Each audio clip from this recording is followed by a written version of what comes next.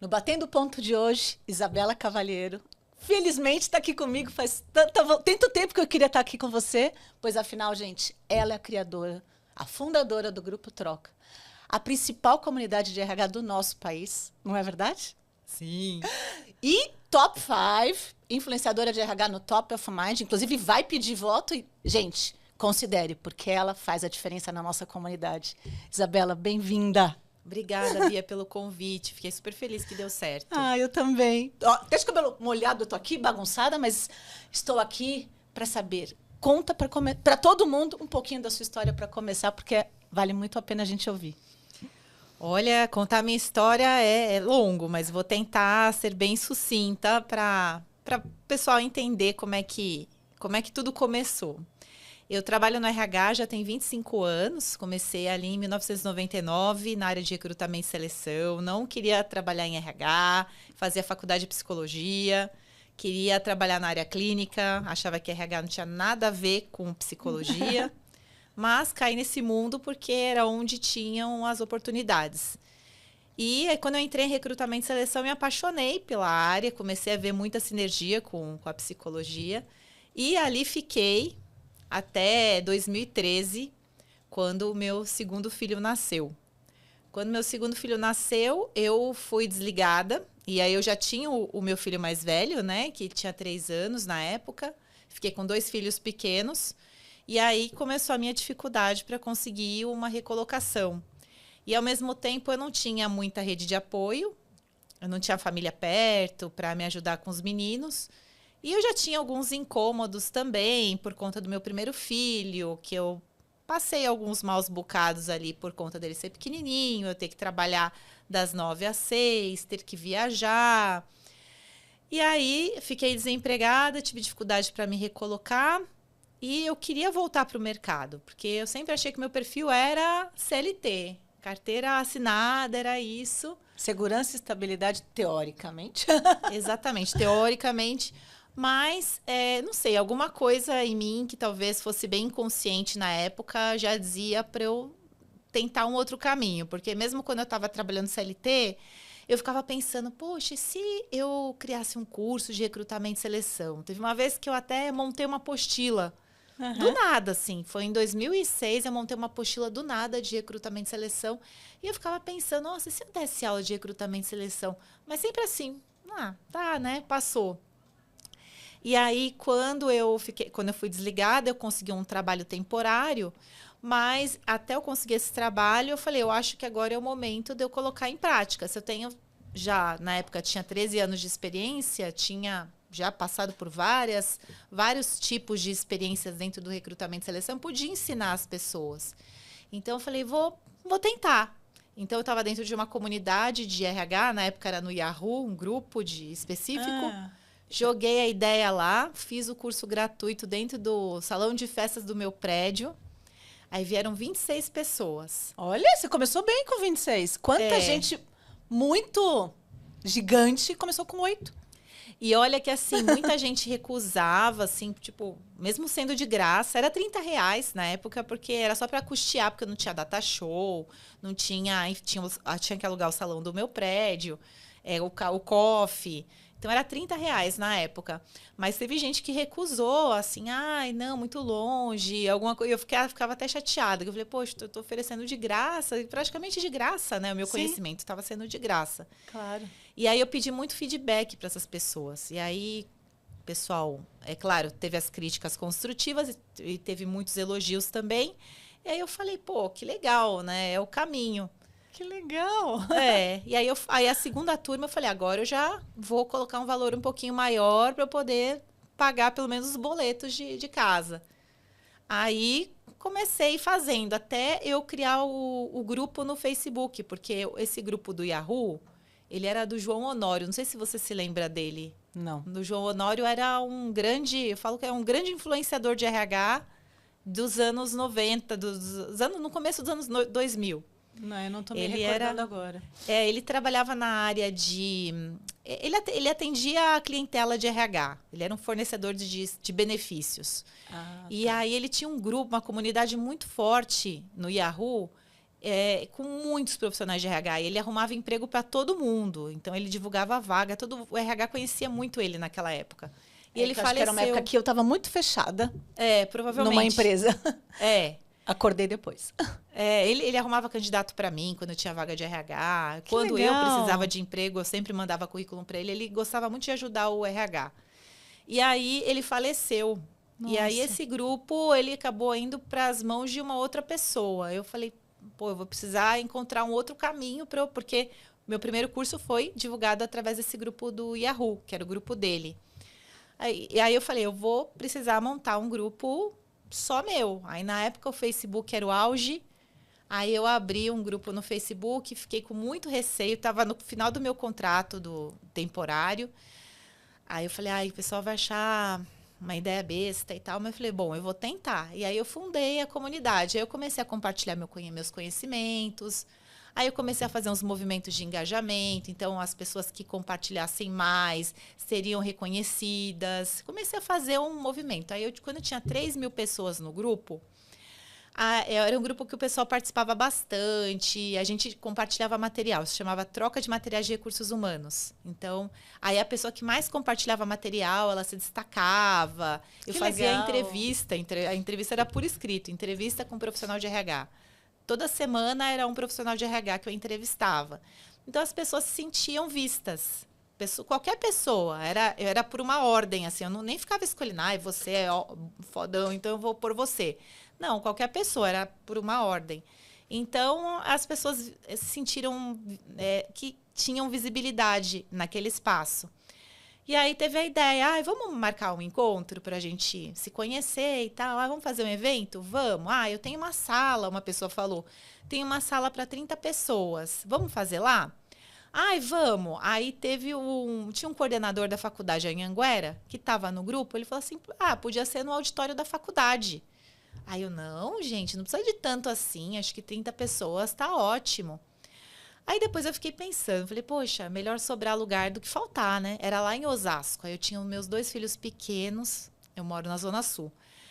Aí eu falei para ele, Luciano o nome dele. Falei, Luciano, para mim é muito longe, será que não tem uma outra unidade que eu consiga, que seja mais próxima para mim? Aí ele falou, eu vou falar com o pessoal da Vila Mariana. E aí aconteceu o primeiro evento do Troca no dia 18 de agosto de 2014, na Anhanguera, Vila Mariana.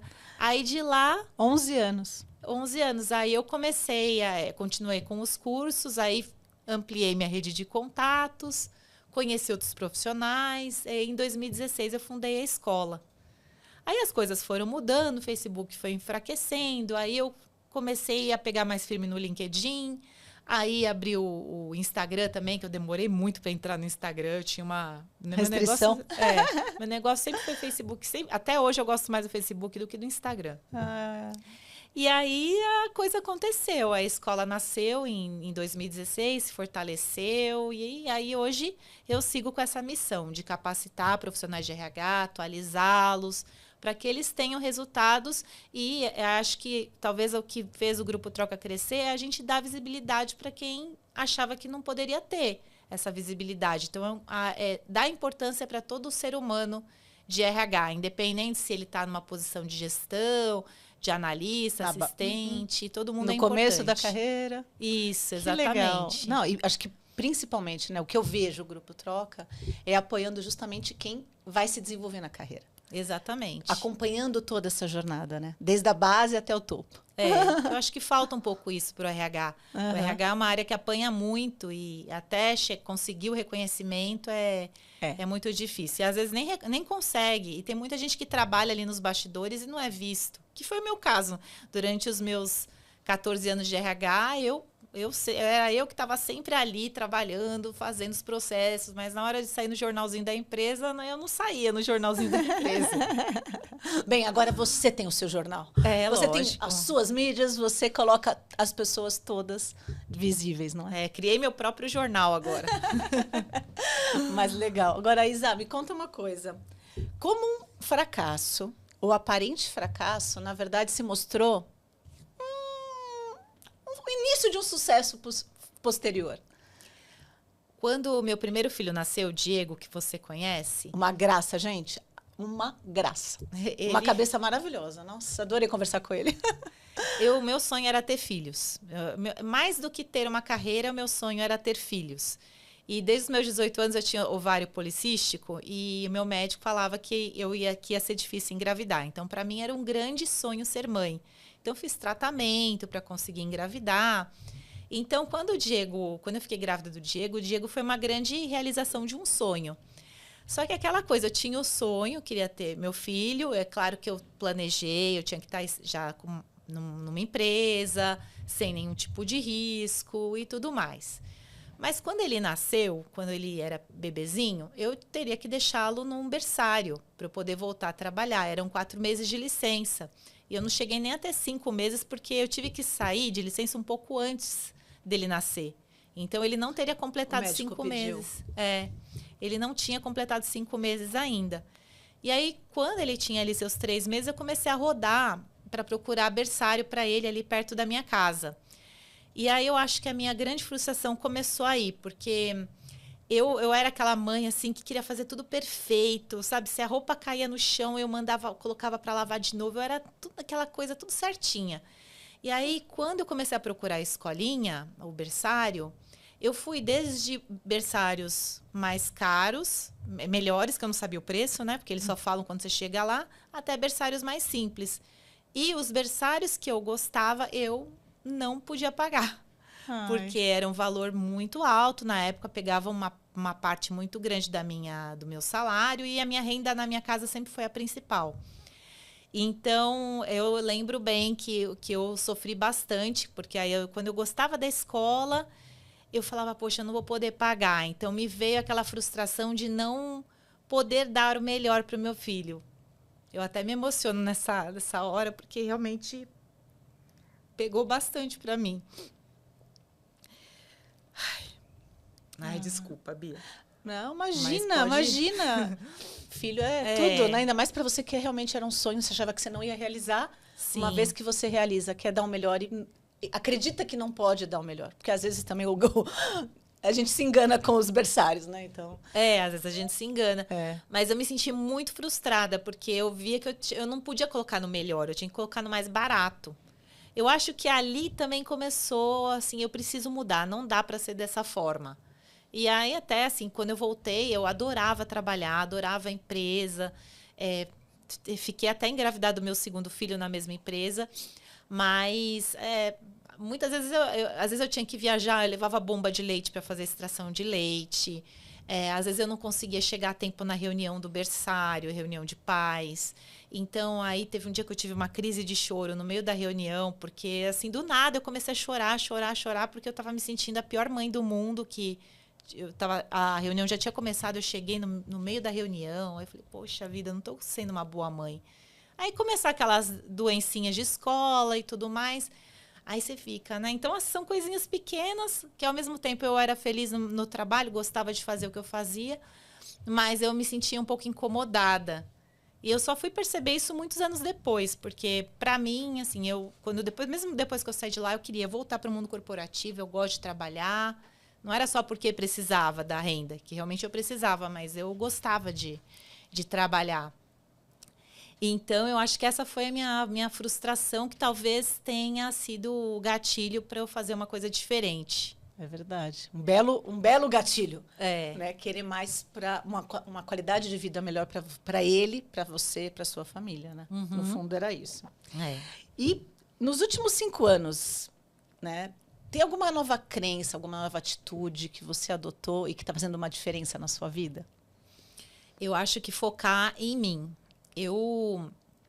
Quando eu comecei o Grupo Troca, eu trabalhava de noite. Por conta do grupo. Você queria fazer dar certo, né? Queria fazer dar certo. Isso é empreender, gente. Empreender, pessoal, essa brincadeira, né, do CLT agora dos jovens. Até falei com meu filho, que história é essa? Ele falou, mãe, é só uma trend, fica tranquilo. A gente sabe o quanto existe valor no CLT, assim como existe valor em vários outros modelos de trabalho. Não é sobre modelo de trabalho.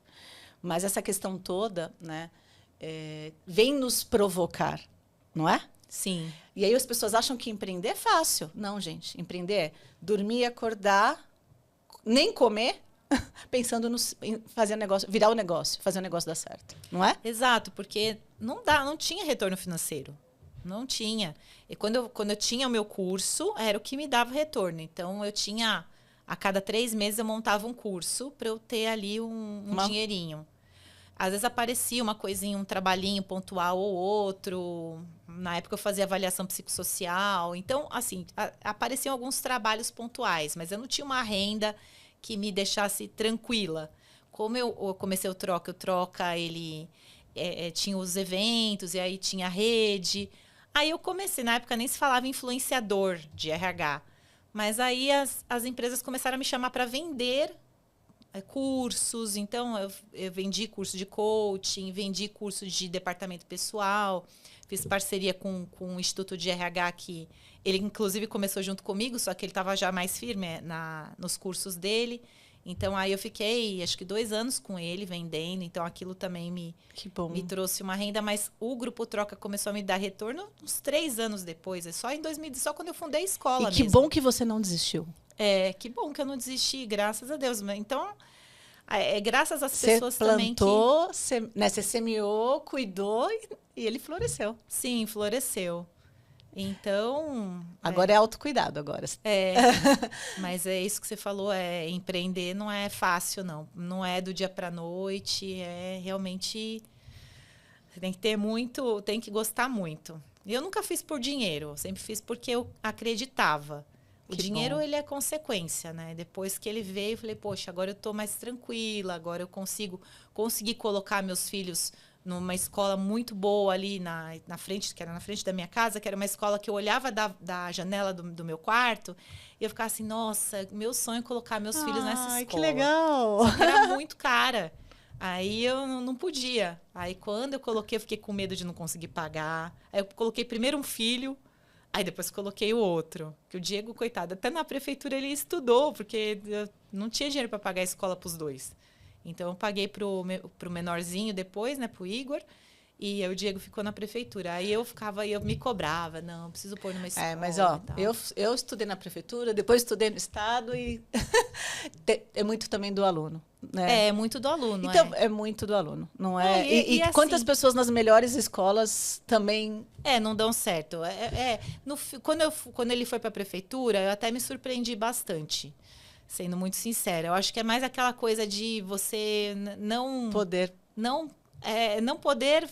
É porque eu fui criada dos meus pais se esforçando muito para pagar a escola para mim, para os meus irmãos. E sempre preocupada em colocar na melhor escola. Então, acho que eu nasci um pouco com isso. Esse valor. E meus pais falavam muito para mim, você não consegue realmente colocar numa escola particular, sabe? Então, eu tinha esse valor muito dentro de mim. Mas eu gostei muito. Ele estudou na prefeitura, na EMEI, e ele estudou num projeto social de uma escola de elite, que fica ali perto da minha casa também. Que legal! E aí lá, lá o ensino era maravilhoso. Era muito bom. Que interessante. Então... Mas agora, nos últimos 5 anos, você está vendo o valor do seu autocuidado. Uhum. Isso. E o que você tem feito por você? Conta pra gente. Então, acabei explicando e não então, assim, eu me larguei muito. Eu engordei pra caramba, eu envelheci muito. Eu estava olhando esses dias as minhas fotos de 2018, eu falo, gente, parece que eu acho que eu rejuvenesci, não é possível. Acho que o ano passado eu te falei quando eu te encontrei, que você estava diferente, bem diferente. Então, eu até não é 5 anos, é um pouco, 3 anos para cá, eu comecei a me cuidar, eu emagreci. Eu fiz uma cirurgia para dar uma rejuvenescida aqui no rosto, fiz uma blefaro no caso. E aí eu falei, não, eu vou cuidar mais da minha imagem. Eu acho que foi a pandemia que fez isso, porque na pandemia eu fui obrigada a olhar para minha cara. Tempo todo. Isso, porque tinha que fazer as coisas pelo vídeo. Então você se vê, aí você fala, nossa, eu tô horrível no vídeo. Aí aquilo começou a me incomodar. Aí em 2023, aí eu fiz uma blefaro. Aí eu acho que isso me deu acho que eu fiquei mais talvez mais motivada. Ai, que bom. Porque isso é tão importante. Qualidade de vida, agora eu pratico esporte, Eu treino todos os dias. E é uma coisa que eu gosto. Então, eu estou fazendo as coisas mais por mim, sabe? Eu não, É isso aí. não só trabalho, né? Porque antes era só trabalho e meus filhos. Era só ele, isso. Agora não. Agora eu reservo um tempinho na agenda para mim também. É isso aí. Muito bom. Agora, provavelmente nessa jornada linda que você tem, algumas recomendações ruins foram te dadas. Claro que quem deu achava que era muito legal, senão não tinha te recomendado. Você lembra de alguma recomendação ruim que você recebeu? Ai, durante esse tempo, eu acho que recomendação ruim. Eu sempre as pessoas que querem que dão algum feedback, ou falam alguma coisa, eu acho que elas sempre querem de alguma forma contribuir. Claro. Mas nossa, Tudo que foi te dado foi positivo? Que bom, porque sempre tem alguma. Seja para empreendedorismo, seja como profissional de RH, às vezes as pessoas, não sei, acreditam que aquilo para elas é importante porque é o valor delas, né? Mas que para a gente não serve, né? Sim, sim. Eu acho que eu não sou uma pessoa mega ambiciosa, assim, quero ficar rica, quero.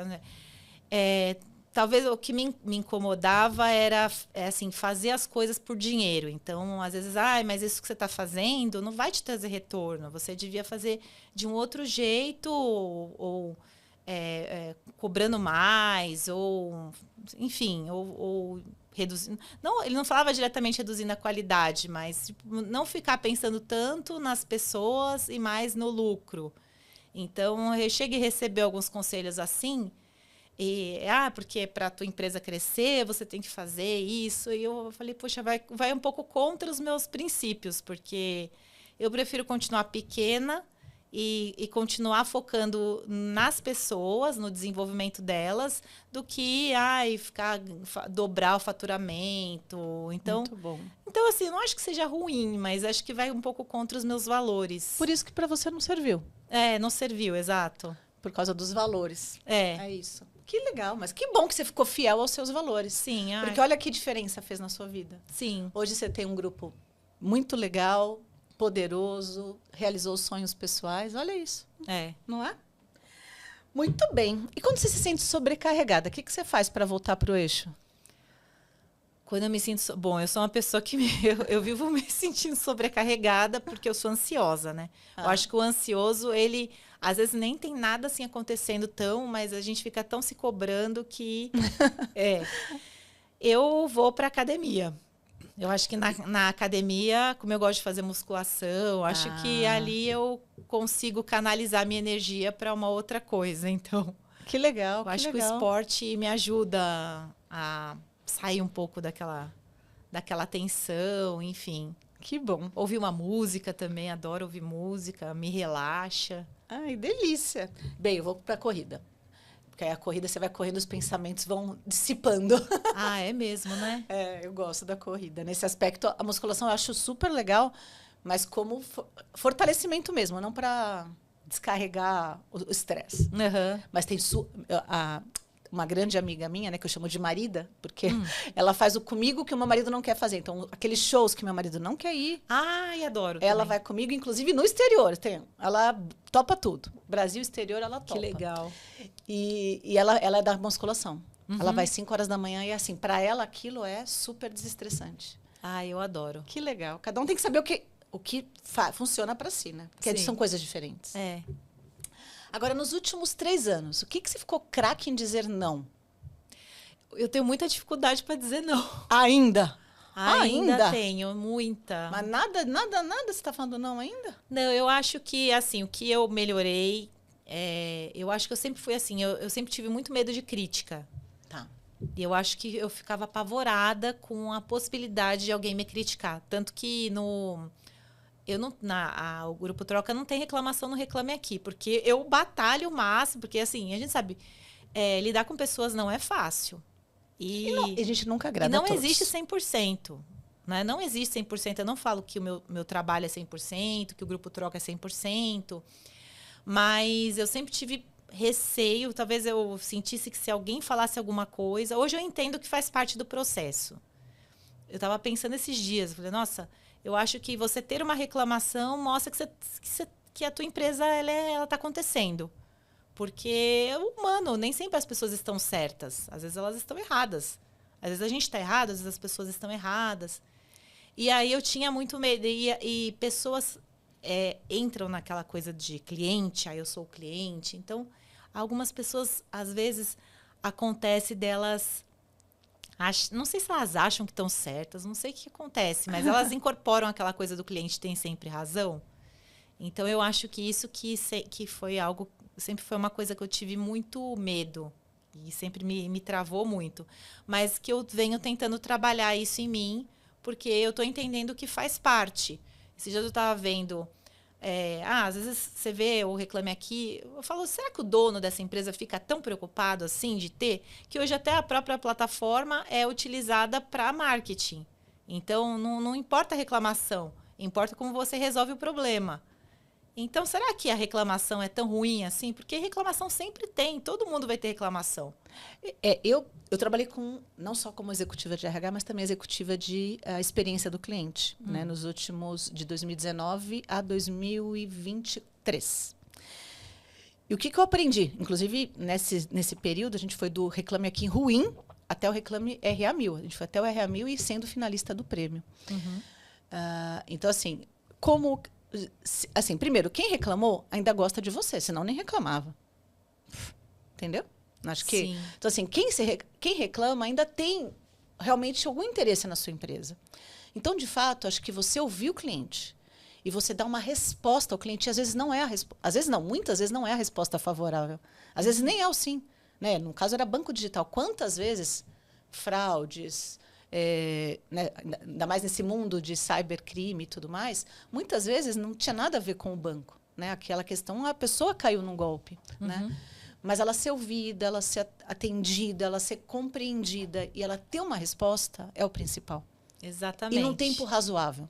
Porque essa história de 15 dias, 20 dias, 30 dias, gente, a pessoa, imagina, não existe. Né?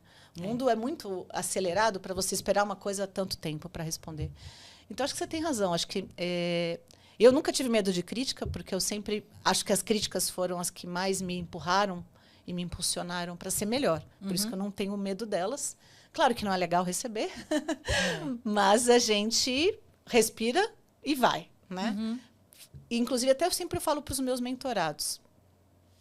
Quando eu devolvo uma 360, eu sempre falo assim, primeira coisa, respira, ouve, dorme. Não faça nada hoje. No dia seguinte, releia o feedback e fala, poxa, para mim, de acordo com os meus valores, o que faz sentido eu focar, o que faz sentido eu deixar de lado? Porque também não é tudo que a gente pode agradar, pode resolver. Sim. Né? E assim, tem coisas que assim, eu nunca vou, por mais que eu batalhe, eu não vou ser boa naquilo. Então, para quê? Né? Vamos deixar de lado e vamos seguir com o que dá para melhorar. E ninguém, assim, né? Eu gosto muito de falar do Tiger Woods. Não que eu curta o esporte, não que eu saiba do esporte, mas eu sei muito bem que ele ficou muito bom em algumas coisas que ele realmente era muito bom, mas muito bom, imbatível. E ele só neutralizou o resto que ele não era excelente. Isso foi suficiente para ele ser campeão. Então, assim, o que eu sou muito bom? Então, eu vou deixar blindado. O que eu sou... O que dá para ficar médio?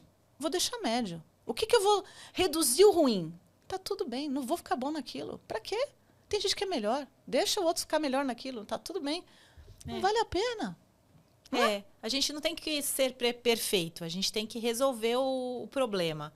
Então, eu acho que, assim, eu era muito permissiva. Então, às vezes, eu sabia que eu estava certa, mas aí a pessoa... Porque quando o cliente não quer perder o dinheiro. Então, como o produto é curso, às vezes a pessoa não vai no curso, mas ela não quer perder o dinheiro. Mas o curso tinha dia e horário. E não foi. E não deu uma justificativa plausível. Então... Prevista em contrato. Prevista exato, tá tudo no regulamento. No regulamento, no contrato. E eu flexibilizava porque eu tinha medo de ser criticada. Aí eu falei, não, vamos fazer a coisa certa. É isso aí. Que bom. Por quê? Porque isso, inclusive, cria o histórico. Né? Por isso que em RH, tem algumas expressões que eu uso até hoje com os times, né? Porque eu tenho time as a service hoje. Mas, assim, uma delas é satisfação igual a realidade menos expectativa. Uhum. No caso dessa pessoa, a realidade está lá em contrato. Uhum. Exato. Ponto. Agora, como você flexibilizava algumas vezes, a expectativa é, mas a Isabela dá um jeito, ela flexibiliza. E aí o que acontece? As pessoas vão esperando algo que não está previsto. E elas ficavam insatisfeitas.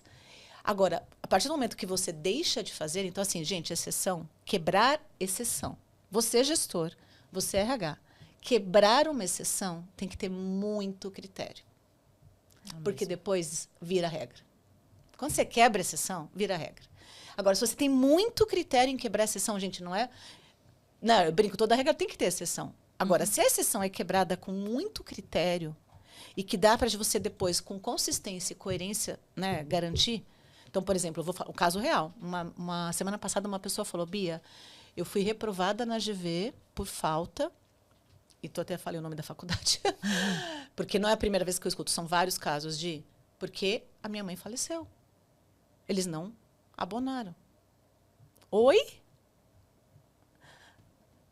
Eu estava internada. Não abonaram. Oi? Gente, isso aí é mais que exceção. É quase que tem que estar na regra. Imagina, perda de um ascendente, um descendente, e você não tem abono da falta? Você está no hospital e não tem abono da falta? Não faz sentido, né? Mas isso talvez esteja na regra. Mas, ainda que não esteja na regra, essa é uma exceção que vale a pena avaliar. Não é verdade? Porque quantos alunos vão perder um ascendente durante o curso? No troca aconteceu várias vezes. Sério? Muitas vezes. Teve uma turma que triste. Em 2018, eu não tive imaginei. 3 mães. A turma tinha 25 alunos e 3 pessoas perderam as suas mães. Nossa. 3. Eu fiquei, assim, chocada. E foi tudo pertinho, assim. Mas isso a gente sempre flexibilizou. Até tive uma mãe recente que ela teve uma gravidez de risco, foi uma gravidez acidental, né, que foi o ano passado. Aliás, o ano retrasado. Ela ficou grávida, ela não conseguiu seguir com o curso. Aí, no contrato não tinha... Previsto. Aí eu falei assim, não, fica tranquila, tenha seu filho, me chama o ano que vem, você que acompanha legal. o restante do curso. Porque então, assim, essa é uma exceção com bastante critério. Sim, né? E que é compreensível.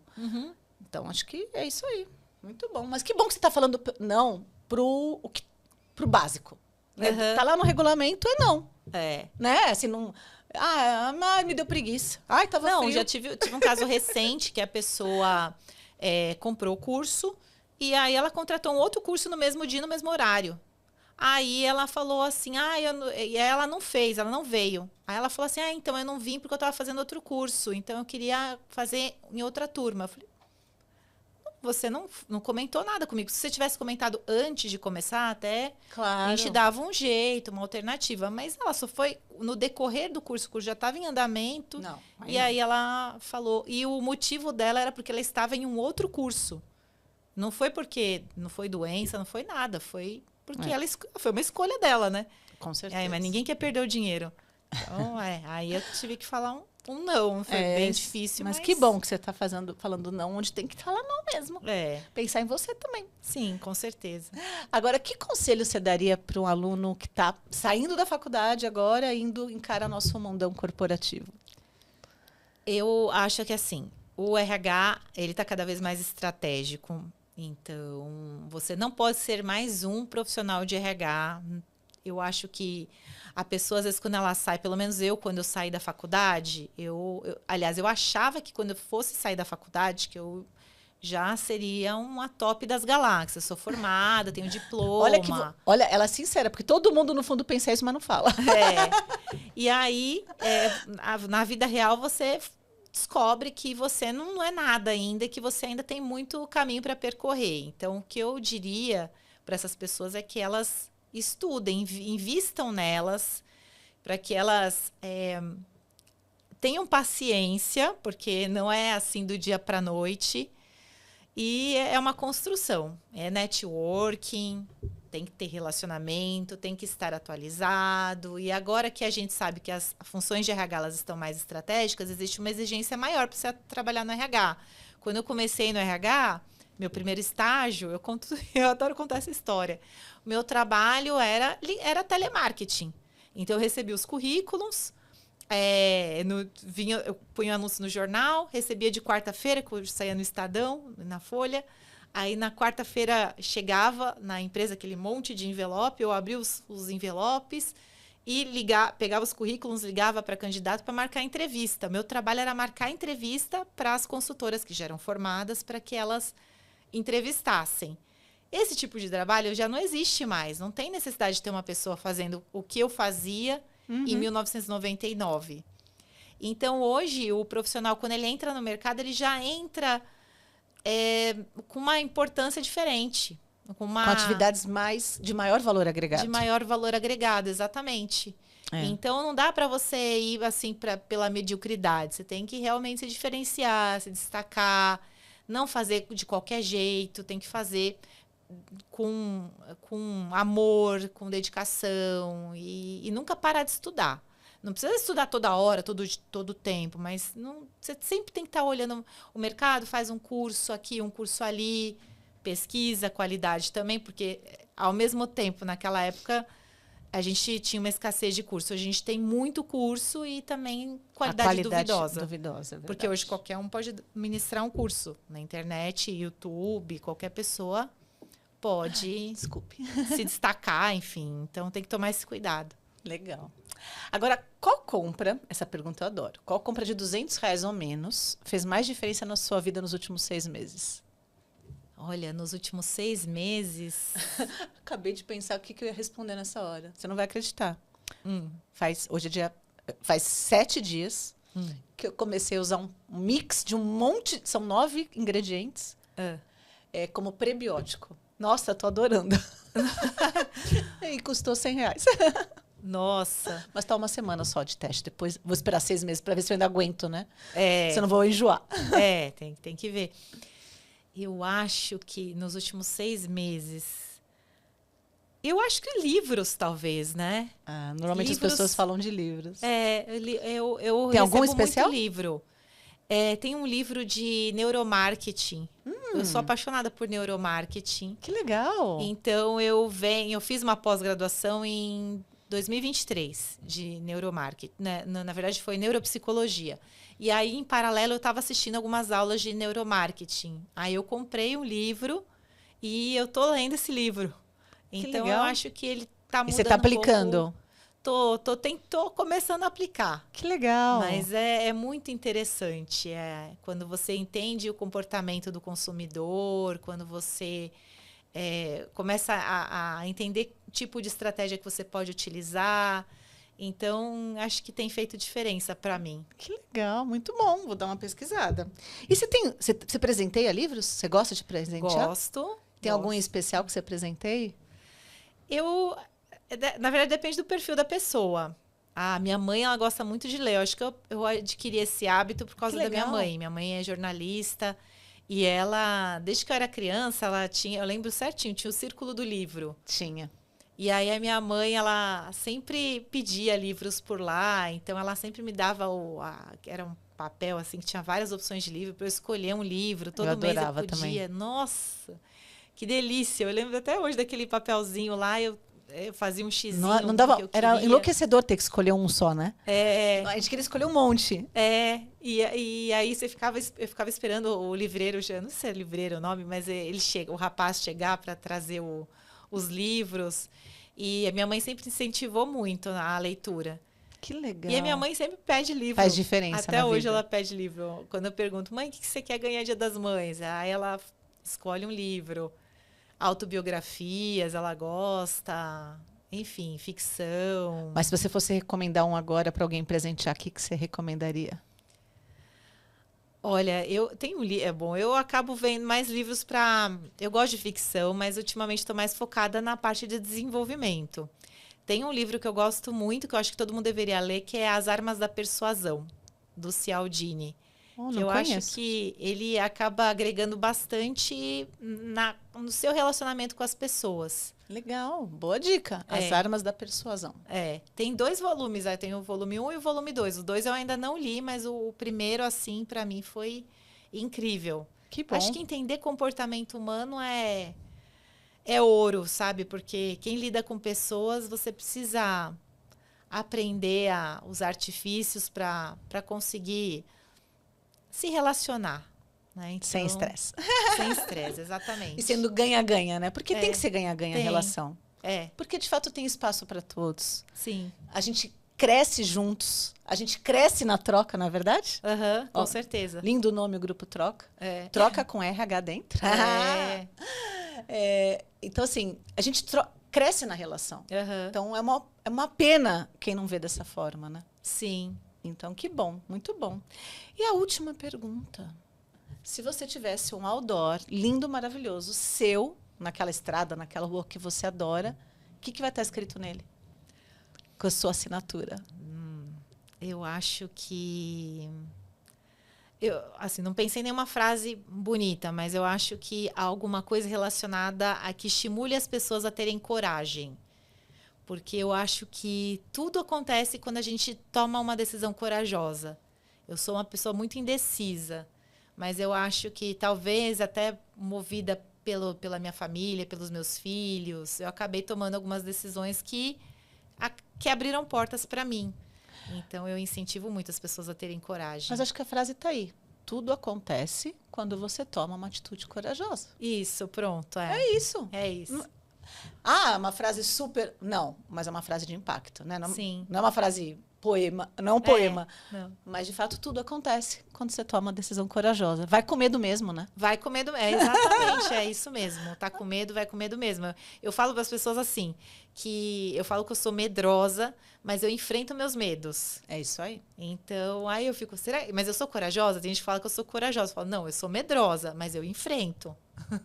Mas quem vê de fora, você é corajosa. Então, pois é. Ninguém sabe o que está aí dentro de medo. Exatamente. Porque você foi, né? Muito bom. Bem, queria agradecer a sua presença. Quer deixar um recado final para a turma? Eu quero pedir para que vocês me ajudem no Prêmio Top of Mind de RH. Então, você que é da área de RH, conhecer um pouquinho da minha história, atuo na linha de frente ali do RH, convivendo com profissionais, desde estagiários, assistentes, analistas, conheço as dores do dia a dia do RH e estou ajudando na construção da carreira de cada um de vocês, tanto com os cursos quanto com os conteúdos gratuitos que eu divulgo tanto no LinkedIn, Instagram e também as aulas gratuitas que coloco lá no canal do YouTube. Então, queria pedir a sua ajuda para que você me vote em mim para que eu consiga esse grande prêmio que vai ser muito importante para a minha carreira. Muito obrigada. Ai, adorei o pitch de pedido de voto. Bem, parabéns já está em top 5. Já é uma vitória. Não, super vitória ao lado de pessoas grandiosas. E né? que eu adoro. Nós adoramos. Andréia e Edna, maravilhosas. As duas já tiveram aqui. Então, assim, bem, muito sucesso para você. Muito obrigada por estar aqui com a gente, batendo ponto. Obrigada, adorei. Gente, valeu, até a próxima.